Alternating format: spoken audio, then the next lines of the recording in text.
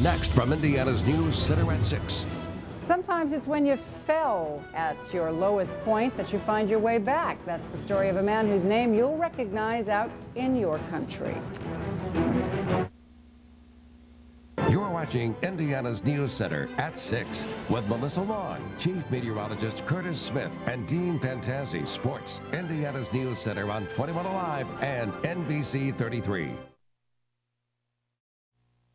A famous face has a new calling out in your country. Eric Olson has the story. You can go to church, you can do all your religious works, but if you don't love people, if you don't care about people, have no compassion for people, you've missed it. If you followed Mitchell Cruise over the years, you might not recognize him today. As CEO of Cruise International, the world's largest collector car auction house, he rubbed shoulders with the rich and famous, counted America's wealthiest citizens among his friends, and reaped riches himself in the process. On the surface, a very successful man. Beneath the surface, far from content.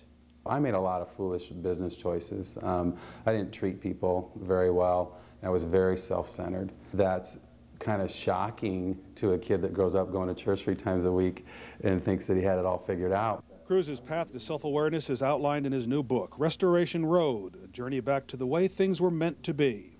The story of his recommitment to his Christian faith and how he thinks others can profit from his journey. You'll learn to love a little bit more, and you'll learn to serve a little bit more, and you'll learn to forgive, let go. In the book, Cruise says the low point in his life came July 1st, 1992, when IRS agents raided his company's corporate headquarters in Auburn on money laundering charges that were later dropped. I thought it would be the straw that would break the proverbial camel's back, and that the attorney fees alone would put us out of business. Cruise says that night he committed his life to God and began the hard work of restoring his life. He has since left the auction business, earned a doctorate degree in theology, and is designing a ministry that will help spread his gospel of spiritual restoration. Lessons, he says, that would serve the business community well. Maybe a reader is a business owner, and he's going to reevaluate, you know, how am I treating people, relationships as the money comes in? Am I hooked up with any charitable organization? Am I aligning my efforts into one where I can make a really big impact? Where do you see yourself 5 years from now, 10 years from now? I would hope that it's continuing to communicate the message of restoration and wisdom.